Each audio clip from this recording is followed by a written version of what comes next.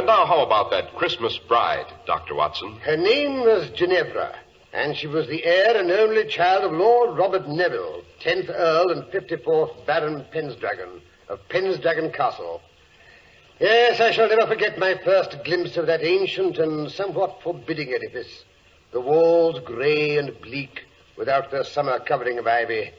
The towers square and defiant, with the red or rouge dragon pennant angrily defying the winter gales. Well, as I was saying, a rather urgent message from Lord Neville on elegant embossed stationery had arrived at 221B Baker Street. Would Mr. Holmes and Dr. Watson do him the honor of a visit to Pendragon over the Christmas holidays?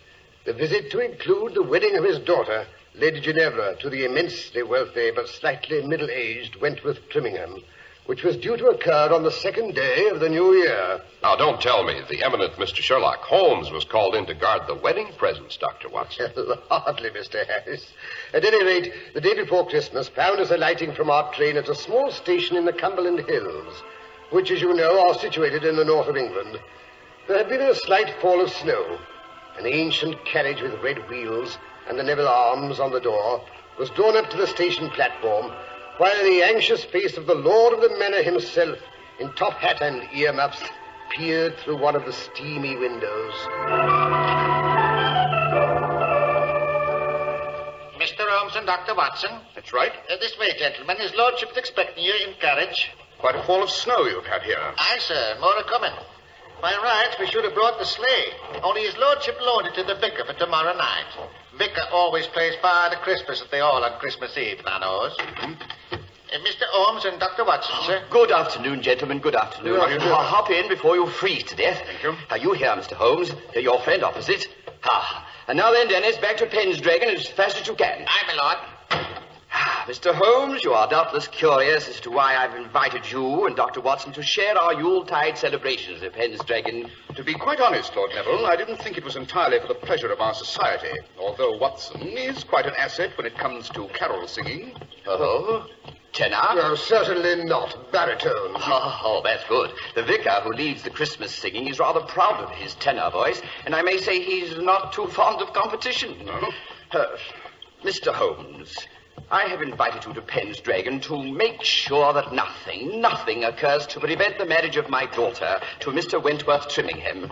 Why is that marriage so imperative, Lord Neville? To be brutally frank, Mr. Holmes, the Neville estates are mortgaged up to the ears. If the marriage does not go through on the 2nd of next month, I shall be bankrupt. Totally bankrupt. I see. Has anything occurred, Lord Neville, to make you fear that this marriage may not take place? Well, no. That is nothing definite. Perhaps the Lady Ginevra hasn't been able to hide her distaste for the match. Oh, no, nothing like that. Well, I wouldn't say it was a passionate attachment on either side. But they like the same things. She laughs at all his jokes. What better foundation could one ask for a marriage, Watson? Well, that's what I should have said. Well, everything was as smooth as silk until the Dowager Duchess of Terce gave the engagement dinner last month. It was at her suggestion that I sent you the invitation to Pendragon. She's been decidedly edgy ever since Percy returned in the midst of the betrothal dinner 2 weeks ago. Percy? Yes, Percy is my cousin, although he's only 7 years older than Ginevra. He's our next of kin. See. But, as a matter of fact, he's an orphan and lived with us at Pendragon until he went off to Canada to seek his fortune 2 years ago. If anything should happen to your daughter before she produced an heir, would Percy Neville inherit? Yes, Dr. Watson. Both the title and the estates. Percy Neville's return was unexpected, I gather. It was.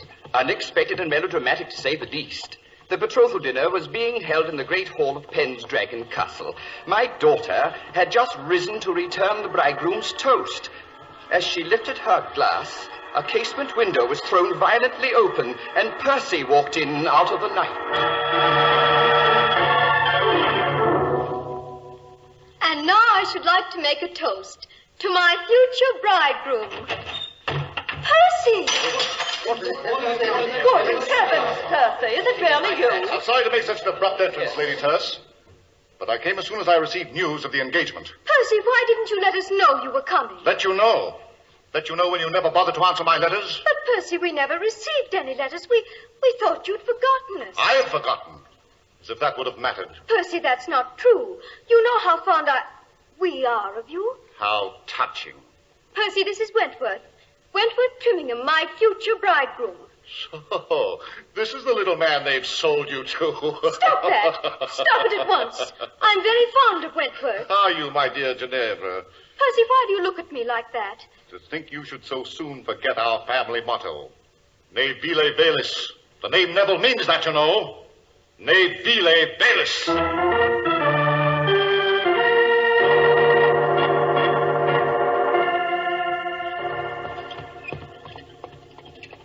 Ne vile velis. Latin, I take it, eh, Holmes? Quite. It means stoop to nothing base, in case you've forgotten your orbit, Watson. Oh, teach your grandmother to suck eggs. Tell me, Lord Neville, what happened after Percy quoted the family motto to your daughter? He stamped off to his old rooms in the tower and hasn't been out of them since. How does the Lady Ginevra react to this unfriendly behavior? Oh, she says let him sulk. It's no concern of hers. Lady Terce, on the other hand, is thoroughly unnerved by Percy's return. Oh? As she feels sure he'll do something outrageous the day of the wedding. Poor Wentworth is as edgy as a hen on a hot griddle. Well, of course, that may be due to his encounter with the White Lady. White Lady? Who's she? The ghost of the first Ginevra, you know, the bride who played hide-and-seek on her wedding night and was never seen alive again. Years later, her skeleton was found in her great dower chest, still dressed in her wedding gown. She'd hidden in there, and somehow the hasp must have fallen down, and she was locked in and smothered to death. Seems to me I remember a rather famous poem on the subject. Oh, yes. So all the Ginevras in the Neville family have been named after her. She's supposed to walk through the halls of the castle whenever a misfortune is due to occur. Oh, cheerful damsel, eh, Holmes? When and how did Wentworth Trimmingham meet the lady? Well, Mr. Holmes, it seems it's his habit to knock on my daughter's door on his way to bed to wish her good night. Last night, the wind was rather high and he couldn't seem to make my daughter hear. Suddenly, he heard a strange creaking noise down the corridor behind him. Looking round, he saw the lid of the dower chest rise slowly.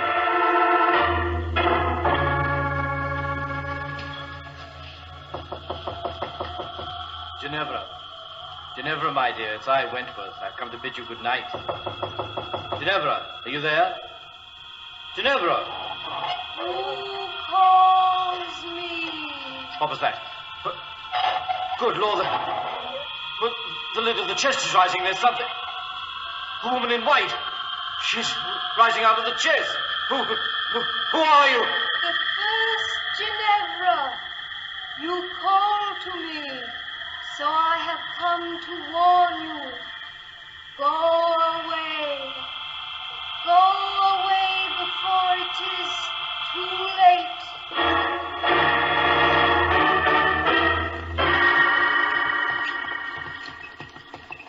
Then what happened, Lord Neville? Nothing, Mr. Holmes. Apparently, the white figure glided past my daughter's fiancé and disappeared up the tower stairs. What did the lady look like? Blonde, brunette? Wentworth says her features were hidden by the bridal veil. Yes, interesting. I suppose anyone in the house would have access to that tower chest. On the contrary, Mr. Holmes, too many people are possessed of insatiable curiosity. I keep the silly thing safely padlocked, I promise you. How many keys are there to that padlock? One, which I keep by me, here, on my keyring. A very wise precaution.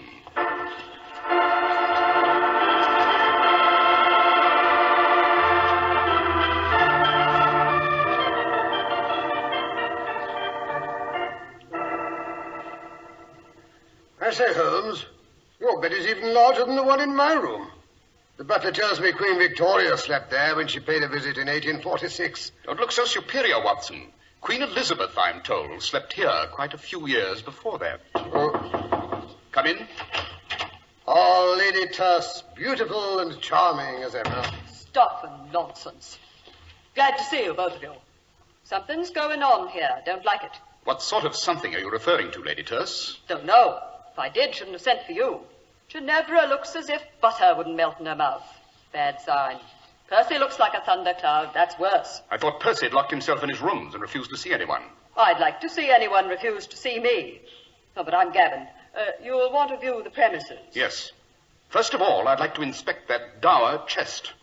It might be interesting to investigate how a lady in white can emerge from a carefully padlocked coffer. Then you don't think it was a ghost. Neither do I. Well, what was she up to? We shall be able to answer those questions better, Lady Terce, after you've had a look inside that box. I wonder if you could persuade Lord Neville to lend us the key.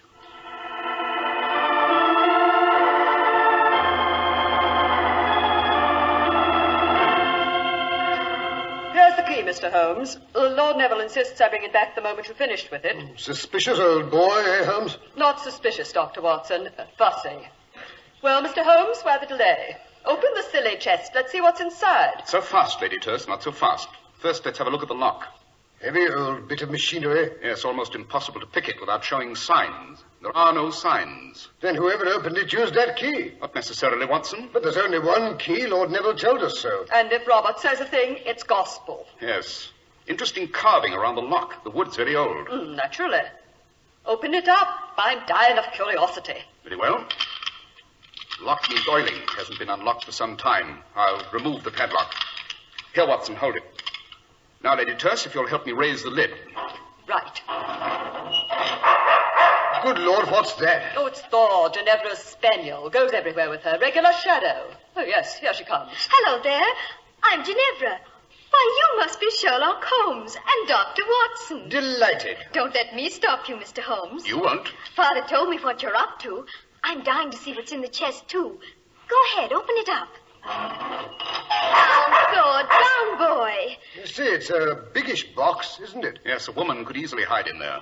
Something white and satin lying on the bottom. Wonderful. It must be her wedding dress. I've always heard it was still in there. Remarkable to find it in such good condition after all these years. The remarkable thing about it, Lady Ginevra, is this dust and dirt on the hem. Watson, give me an envelope. I shall want to take a sample. But that's fascinating. I've heard simply fabulous things about you, Mr. Holmes, and now I believe them. Every one. Do you? Yes, I think we've seen everything there is to be seen here. Watson, you may close the lid and lock it. Right. Uh-huh. So this is Mr. Sherlock Holmes and his famous deductions. They told me you were coming. They? Who's they? I understood you'd let no one in here, not even the maid. You've overlooked Lady Terse. Try to keep her out of anything. I didn't mention Mr. Holmes, Percy. Or did I? Don't look so suspicious, Lady Terse. I've decided to be a good boy. I've even decided to come downstairs tonight and join in the Christmas Eve festivities. Percy, that gleam in your eye. I've known you too long. You're up to something.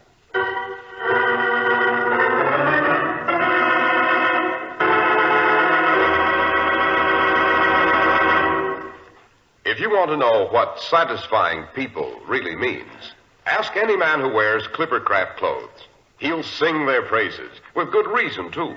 For values like Clippercraft amaze even clothing experts. Until you see Clippercraft clothes and try them on, you won't believe such really superb suits are possible at only $40 and $45. And such rich, long-wearing top coats and overcoats at only $40. Such very smart sport jackets at only $26.50. For just a fraction of what you'd expect to pay, you get correct styling, perfect fit, and long-wearing materials. An ingenious plan makes this all possible. The Clippercraft plan, which concentrates the buying power of 924 of the nation's leading stores from coast to coast. You get the savings that result from this group buying at your own local independent store, the store you can trust. Selling inexpensive clothes at inexpensive low prices at the nation's finest independent stores is the great big idea behind the Clippercraft plan. That's why men who know insist on Clippercraft clothes. So be sure to visit the Clippercraft store in your city. These leading stores in the metropolitan area are proud to add their names to Clippercraft in your suit, top coat, and overcoat. In Manhattan, John Wanamaker Men's Stores, Broadway at 8th and 67 Liberty Street. Saks 34th, Broadway at 34th.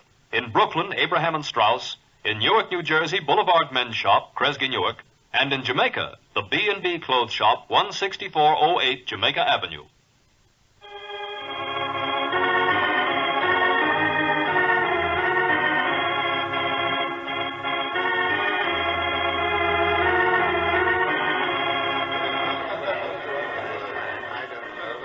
Dear, the vicar's late. Down, Thor. Oh, calm yourself, Ginevra. He'll be here. But, Percy, the snow's so deep. What if he can't get through? Now, don't worry. The sleigh is light, and he has Vixen, the best horse in the county. Nothing can pass her, you know. Oh, dear, I hope so. No, Thor, down. What ails the dog? He may prove to be a bit of a problem, don't you think? Goodness, I hope not. Oh, Mr. Holmes, I didn't see you behind that chair. An ancient wing chair often provides a good listening post, my dear. Now look here, you meddling busybody. Percy, please, you promised. Suppose you allow me to solve the problem of the dog, Lady Ginevra. Would you? I mean... Listen, sleigh bells. The vicar's driving up. He's here. Father Christmas has arrived. Open the door, Paddleford. Now then, everyone. Good King Wenceslas looked down on the feast of Stephen when the snow lay round about. I've never been so cold. My right ear's half frozen. Come along, Father Christmas. Percy'll take you into the dining room. You can have a hot toddy while you get out of your wrap. That's a good idea. A good idea. And better disguise your voice, sir, or all the children will guess who you are. That's a good idea, too. Gather round all. Bring in the Yule log. Father Christmas will be with you in a moment to give out the presents to all the good boys and girls. How is that? Vicar, you're wonderful. Now go along. Take good care of him, Percy. Never fear, my dear. Mr. Holmes, they're bringing in the Yule log. Come and help me set fire to it. Oh, look, Dr. Watson has caught Lady Tess under the mistletoe. I declare I've never had such a Christmas. Oh, come along, Ginevra. They're ready for you to light the fire. Dear, where did I put the matches? Allow me, Lady Ginevra. Oh, thank you, Dr. Watson.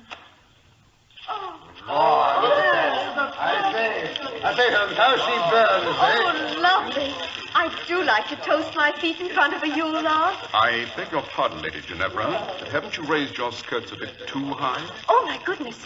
I forgot. Ginevra, my dear, your fiancé is making quite an ass of himself. Runs into the library every other minute to see no one's lifted one of the wedding presents. Well, all that silver and your present, Lady Terce, the diamond tiara. I'll admit that tiara is a temptation.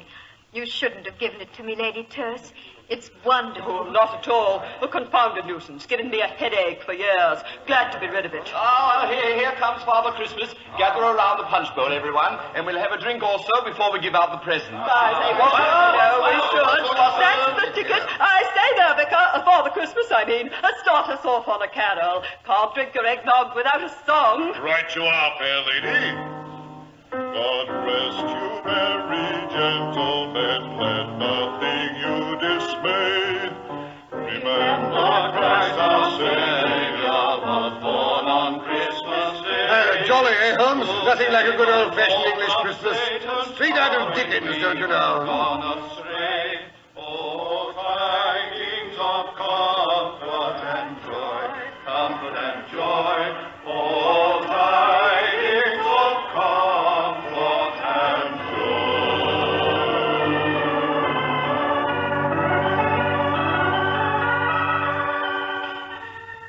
Hello there, Father Christmas. Not leaving us so soon. Well, that is a long ride home. Must get going. Don't tell the others. Wouldn't want to disturb the party. Quite. How about a hot toddy before you leave? Stirrup cup, you know. No, haven't time. I thought you might say that, so I prepared this jug full of grog.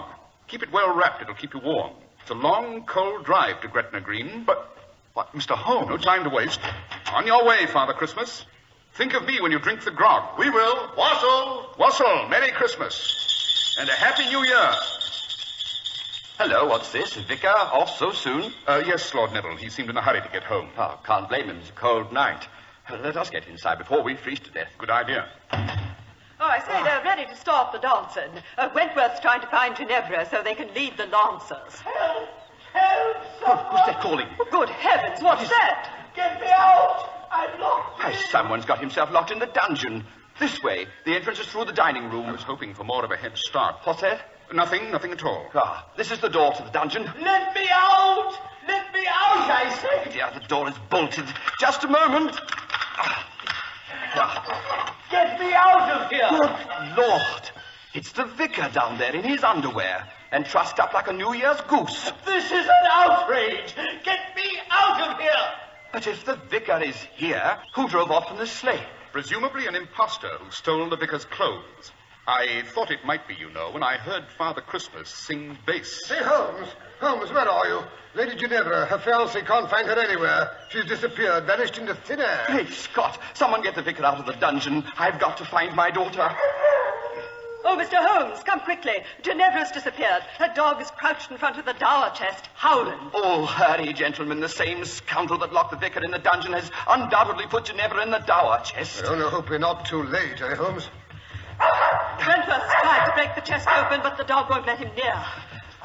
There, you see. Easy, thoughtful boy. Yes, I know what you're trying to say. We'll get her out. Oh, confound it, the key. Lady Terse, what did you do with the key? But I gave it back to you. No, you didn't. Oh, yes, you did, too. Quite all right, you know. No key needed. The wood's so old and the staples so loose, it's quite possible to lift the lock right out, like this. That's it. I'll raise the lid. Great Scott, there's nothing in there but a roast of beef. Yes. Thor's made off with it, I'm afraid. That explains his interest in the chest. But if Ginevra isn't here, where is she? With Father Christmas, I imagine. They're heading for the Scottish border in the sleigh. You'll never catch them, I'm afraid. Oh, of course. She's eloped with Percy. So she did talk him round. Good for her. So that's why she trailed off up the tower steps in that old bridal gown. I suspected as much when I discovered some of Percy's ashes on its hem. But this is dreadful. I should be ruined. We'll have to return all the wedding presents. Fiddle-dee-dee. Personally, I'll make mine a much handsomer contribution. Ginevra shall have the tiara and my emeralds as well. They're worth a king's ransom. Lady Terse, you are an astounding female. All women are. Oh, but we're keeping the dancers waiting. You shall lead the lancers with me, Robert. Come along. Say, Holmes, you old fraud. I believe you knew what was going on all the time. I suspected, Watson. I suspected. But when I saw the Lady Ginevra raise her ball gown and display a pair of traveling boots, I was sure. But come along, Watson. We shall have to go down to the kitchen and make peace with the cook. Oh, why that? For making off with Sunday's roast of beef. Something had to be done to keep the dog interested, or he'd have given the show away.